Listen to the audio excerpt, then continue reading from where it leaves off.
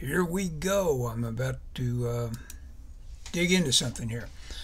We'll see how it goes. I will just be sharing my screen in Photoshop. What I'm up to here is something I've been playing with ever since I started on this little bit of art, which is laying out my big shapes. This comes after reading the book Framed Ink by Marcos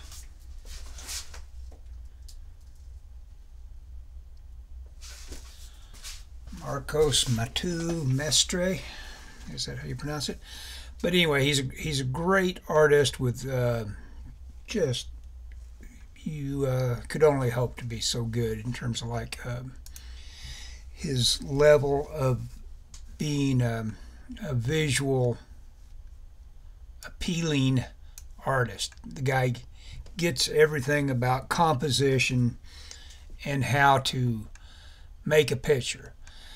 And the big emphasis of stuff I got out of that was, get your big shapes right. So toward that end, I started to use the Lasso tool, which gave me generalized shapes versus piddling around with details as a way to lay in stories. And this is for a strip that's going to happen shortly. I'm going to do the finished artwork. It won't look like this. I mean, it'll have details in a very traditional kind of way, but I may use the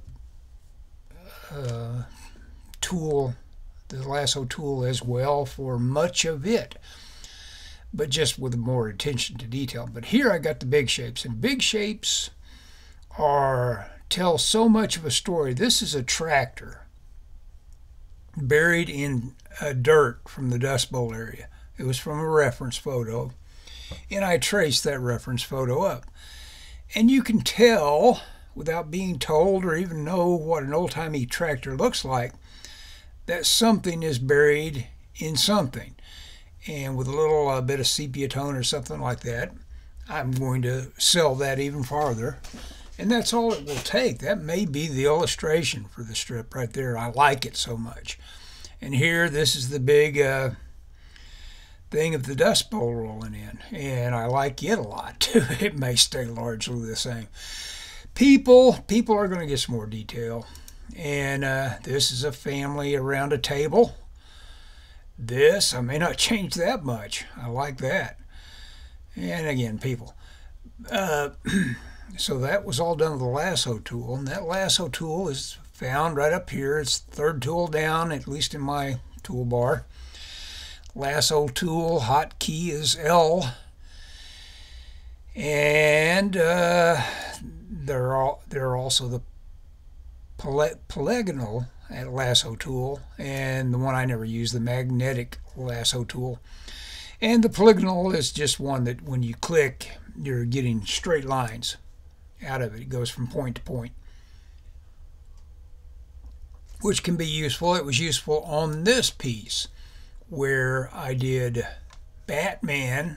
You can see the pencils here, and you can see I freehanded a crowbar, and wouldn't it be nice if that crowbar was straight lines? And so I switched to the kind of lasso I used to just draw that much of the straight line on the crowbar. But you can see here the feathering. It reminds me of Magnola's feathering. And if you don't understand about what you're using for feathering, I've denoted that shoulder as an edge, which is a soft edge, whereas the light being cast across a form. Now this that could stand some feathering there. That would be a soft edge.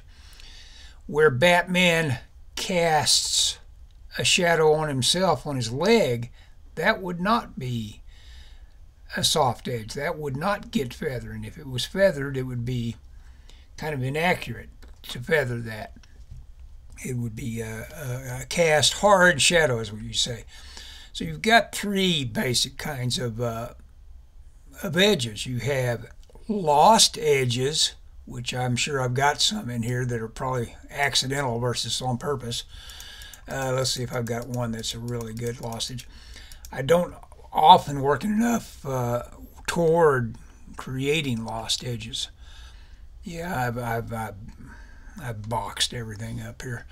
That's you could call that a lost edge where it breaks there on its forearm, but it's not a real purposefully lost edge.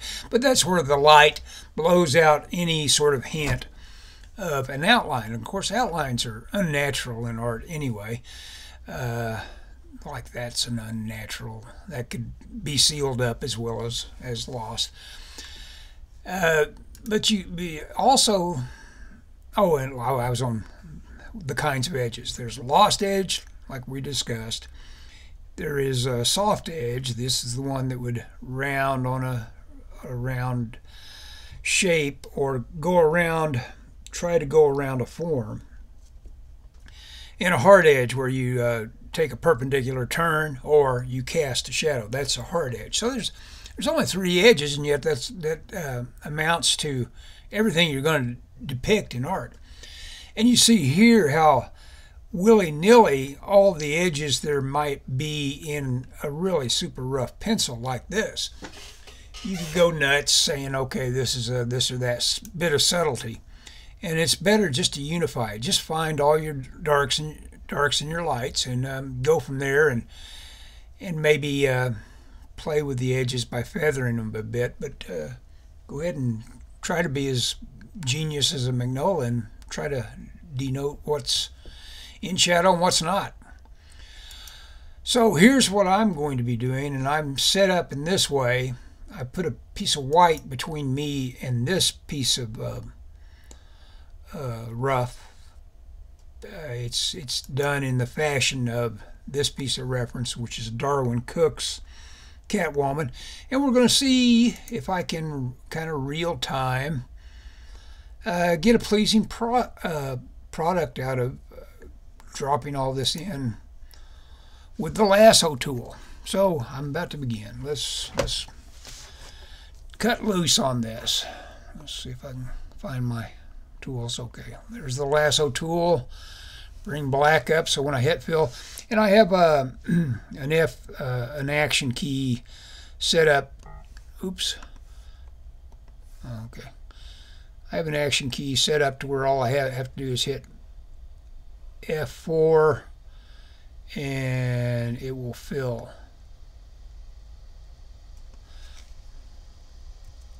So there's some quick black, and I'm even drawing lines with it, and it gives me a kind of a I don't like the sound of that.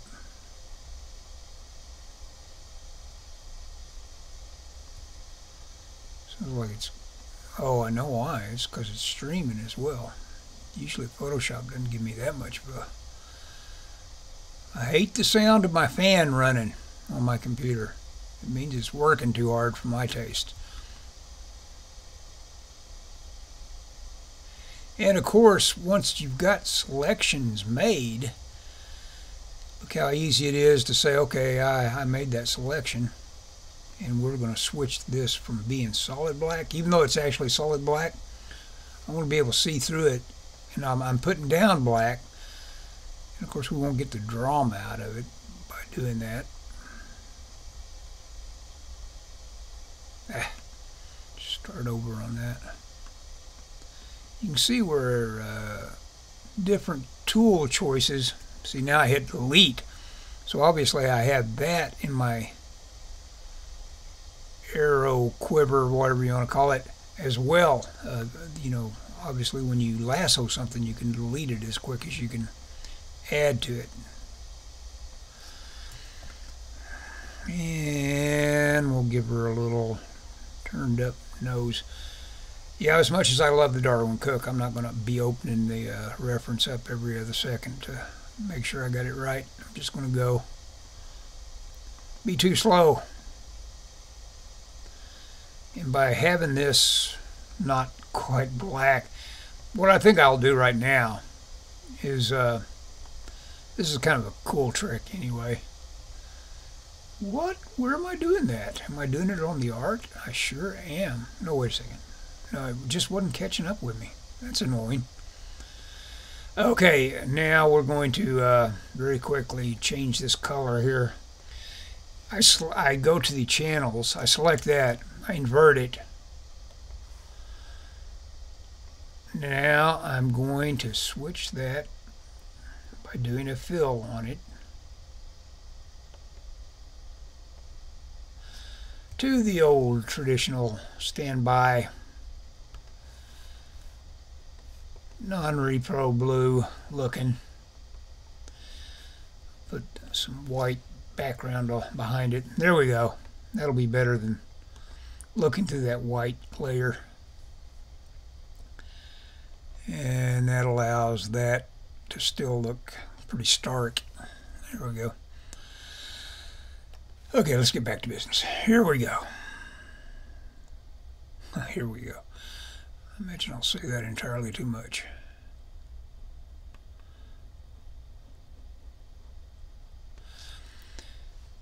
Just by making, a big, bold statement one way or the other, whether or not it's the best statement you could have made, the audience responds to it being big and bold. And the audience likes to also fill in the occasional blank. You can give them a blank. They're happy with it. They say, it's an interesting way to do that. There are no rules. You make rules up in your head, of course. So you have people that never get around to doing any art they want to share. They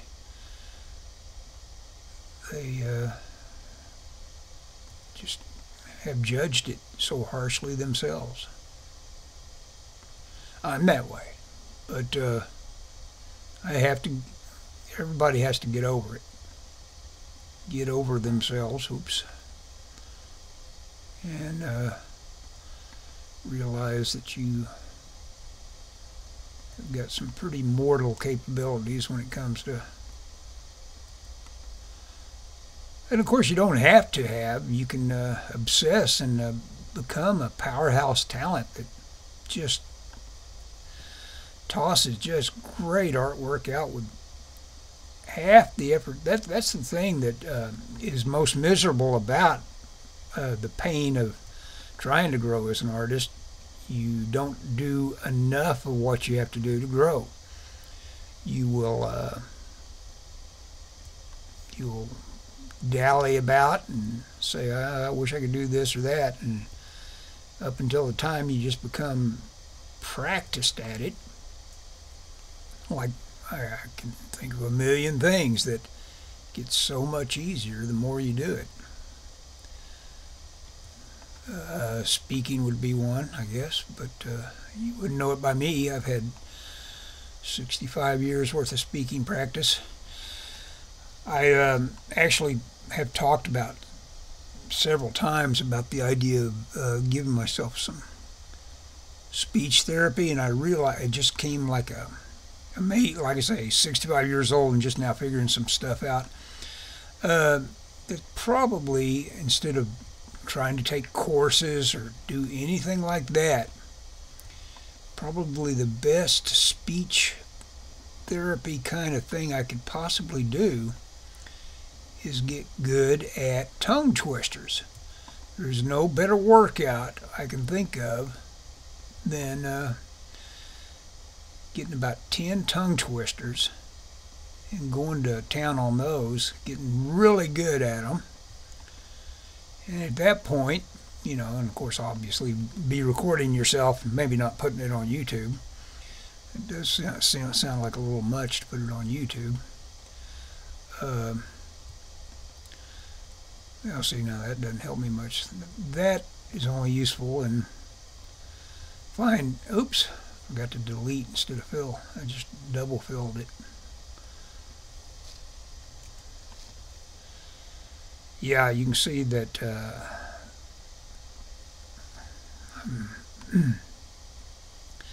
maybe being a little too casual with it.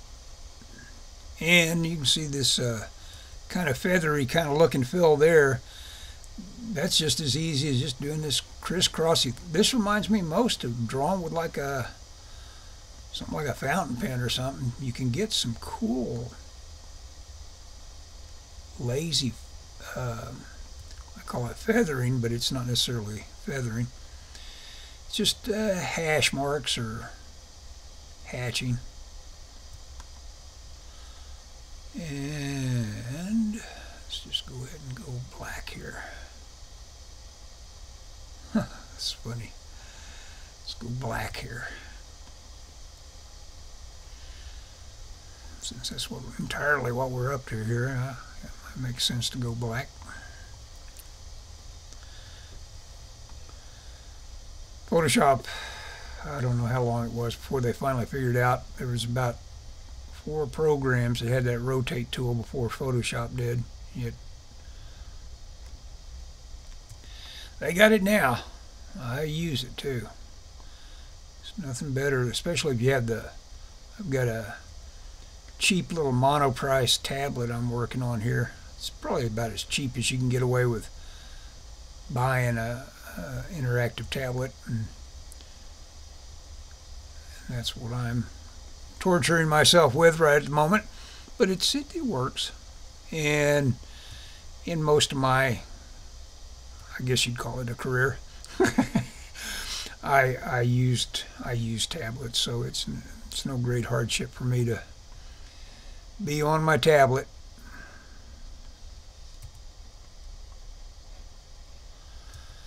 And this, I've been doing so much observation on Kirby. To me, this calligraphy of maybe not delineating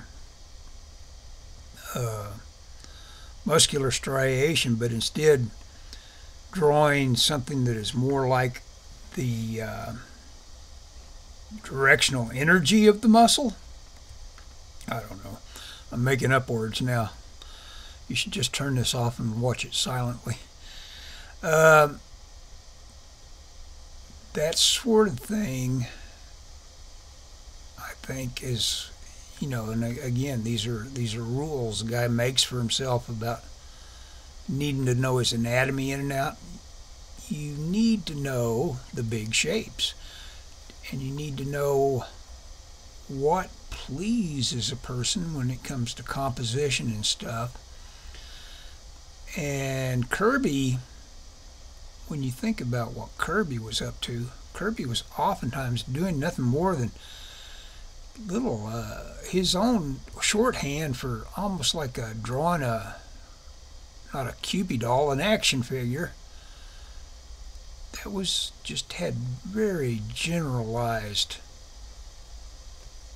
notions about how the human body is built. You know, it jointed at the crotch in a very straightforward, you know, just the same way you'd ball and socket an action figure practically. It hinged up without any sort of great demarcations other than where your shorts gave you a cross contour. That was it. And that sort of simplification, look how prolific Kirby was. He had figured out his vocabulary of what he was going to give you when he drew his heroes and his characters. We all should be learning from that. So anyway, yeah, those like if I were to do something like that, you'd instantly recognize it as Kirby saying, there's muscles there, but let's not get too nutsoid about what they might actually...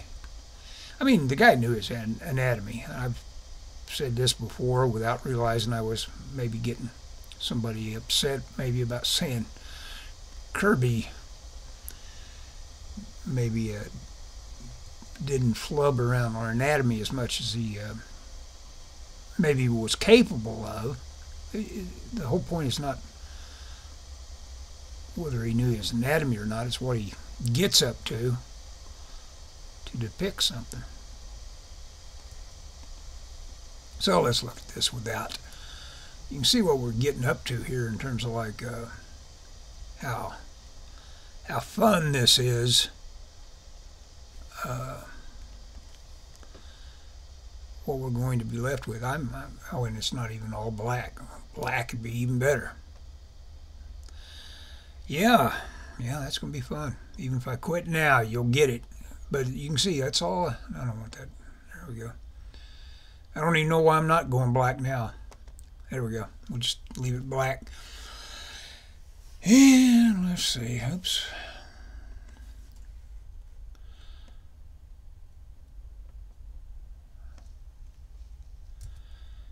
And it's funny. I had a big blunt, again, very Kirby-esque kind of hands until I took another gander at the Darwin Cook character design, and for my money, that's the best character design. Even though I've indulged in quite a few of the lanky, extremely slender Catwomen, and I like them. I do more of a Ben Caldwell kind of looking character design when I do those. I try to get some of the lessons I've learned from him when I pull off a little super slender Catwoman. But to me, the Darwin Cook, he's the guy that, and it comes, from that, I'm sure from that animation background of his, that he's wanting to reduce things to a simple, appealing shape. Let's see what we can get here for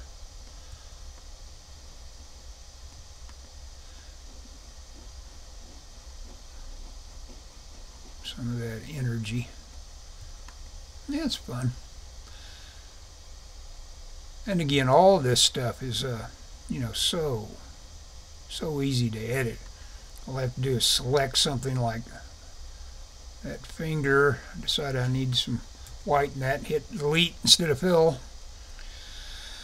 Oh, let's see. What else do I want to finish?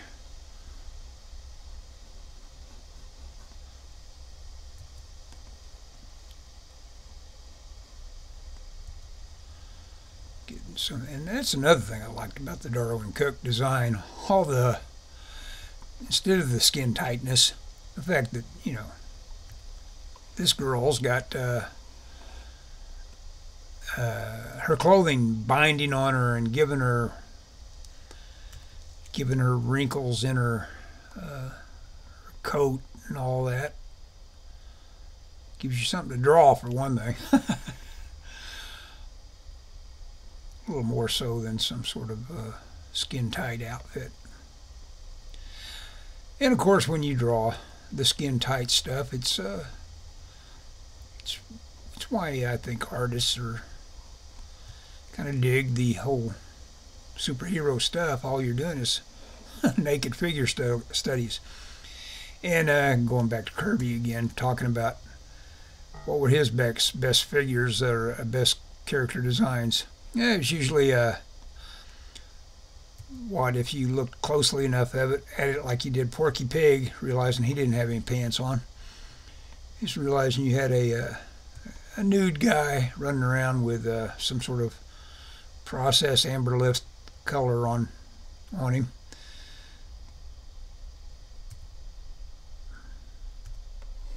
Amberlith. There's an ancient term.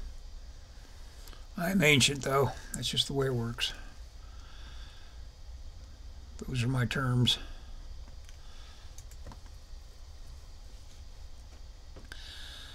Okay, see now I'm baffling myself. I didn't, as rough as the pencils are, I don't do myself any favors by not completely figuring out where all the light and dark is. Otherwise, I have to sit here now and invent where it would be if you don't have it solved first.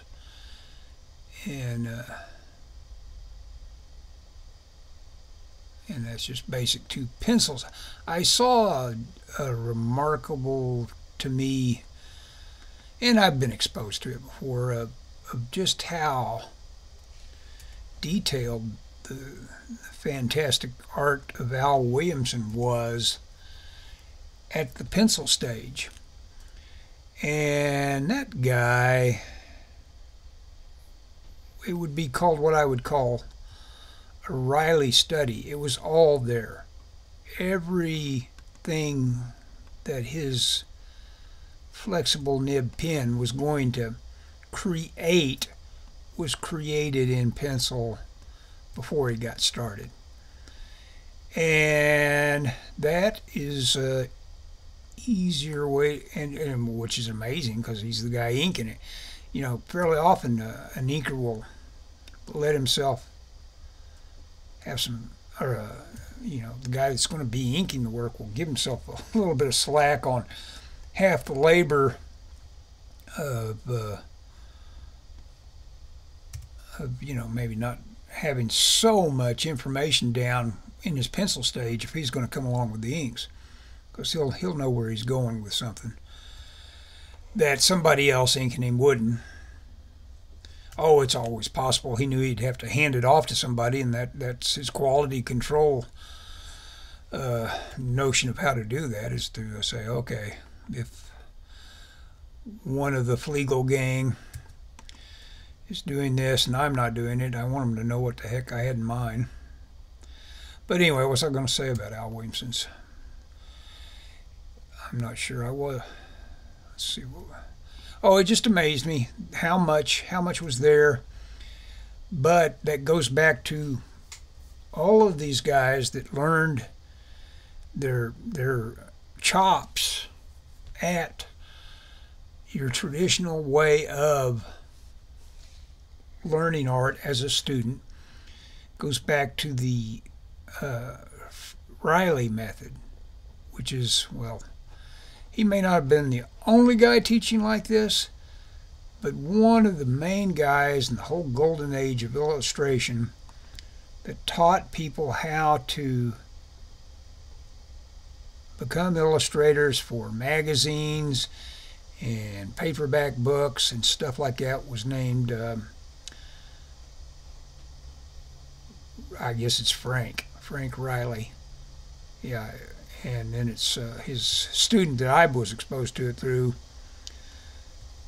were people that were taught by Fred Fixler. This was in Thousand Oaks, which just coincidentally enough is where Jack Kirby ended up being. But anyway, that method goes to doing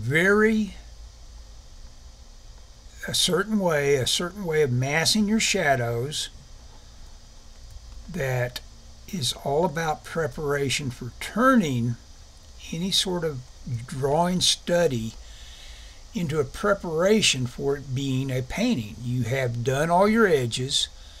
If you were to take what someone had done in charcoal, typically for a typical really good Riley study, you could take that into Photoshop these days and you could colorize that thing and make it into a digital painting.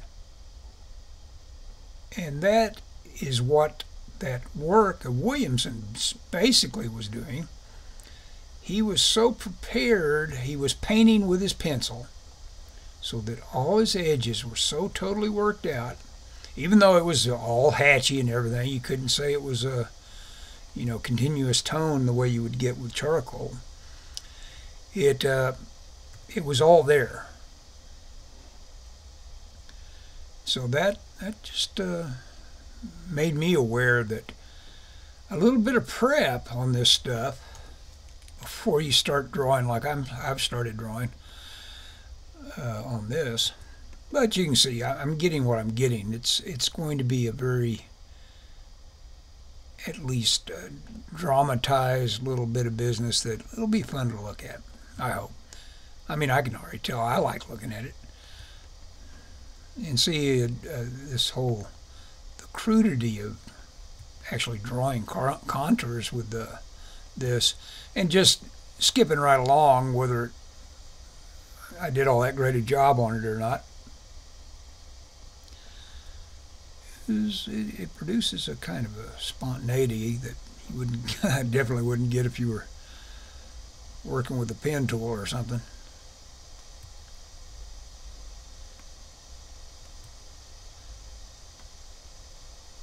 And I have been looking for a way to kind of skip the idea of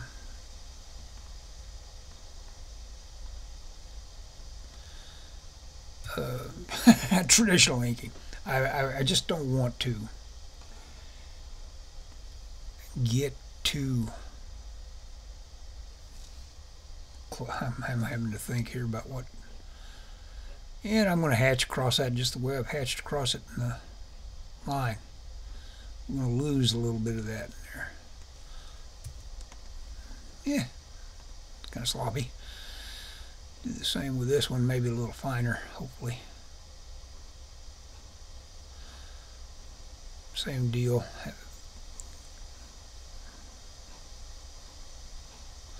And of course, and I haven't show you how much I care about this drawing. I think I've used undo twice on this drawing. You've got that in your quiver too. If you don't like what I see now, if I really liked what I got up to in terms of like that cat's paw that was on the bottom of the boot, I'd want to go in there and probably redo that. But I don't care. This is a demo thingamajigger. Could go back and recreate it. I'm going to call this quits. Put this back to where it was. Reset view. Let's see what it looks like without the blue behind it. Yeah, there she is. You know, boy, we could get a better hand in there, I guess.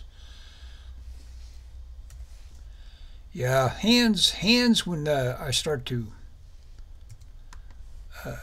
foreshorten on a hand coming at you, it should be as simple as anything else you foreshorten, but it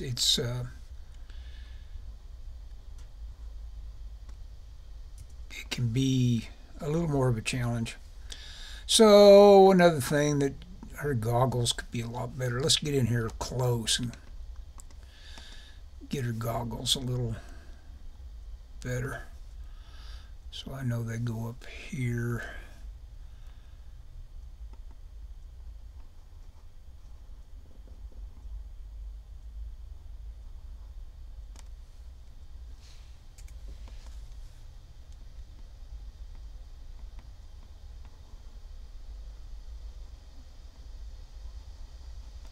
And this is fun. I'm glad I did this anyway. You can see how really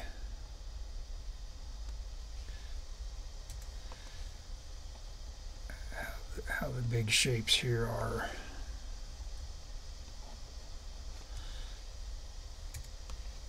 have been defined here.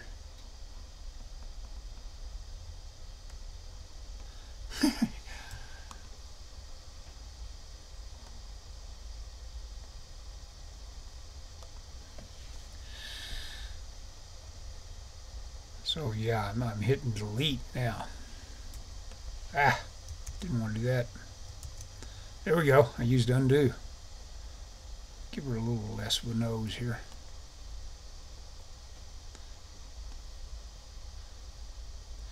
I like the way Cook does her big full lips. They're always kind of like drawn across and a kind of like a disdainful kind of attitude. Acting. And of course, gosh, I just love Parker. I've scanned so much of that Parker's art, just trying to get it in my head with osmosis. Of course, that doesn't work. I probably have to do the same way I do Kirby. copy a little bit of it. Try to get some of that in my head, what he gets up to.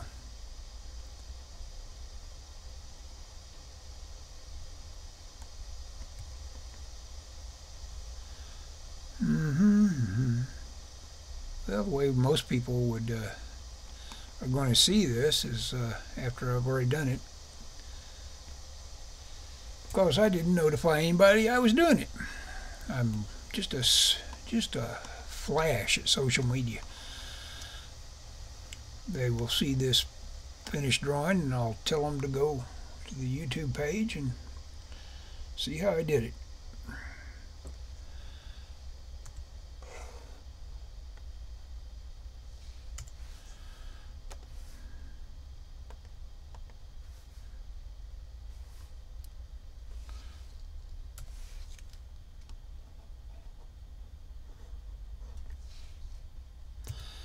Okay, this was all demo stuff anyway, even though I'm my biggest fan, I guess. I'll probably look at that more than anybody, so it's fun to have something you want to. I don't like what I got up to in that. I was copying a little too closely on that. It gives the direction of the kick and all, but that could be a lot better thought out. Knobby little knee there. Okay, well, that's that. I will be saving this and putting it on my Twitter account. My Twitter account, by the way, is Russell Goodson1. My brother's name, Russell, is spelled with 2 L's on the end. Goodson and 1, as in the letter 1. That's all one word, and that's at Twitter, and you'll see me posting stuff every now and then. So anyway, Darwin Cook would have done that in about, how long did it take me? He would have done it however long minus that. So, good Darwin Cook, look at this. Of course he would have done it with traditional media.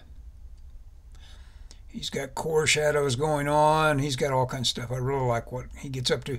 And the head proportion. I don't have the head proportion right to call it a Darwin Cook. Okay, let's stop streaming. Where's this OBS thingamajig? I got to check and see if I even got anything. Thanks for watching.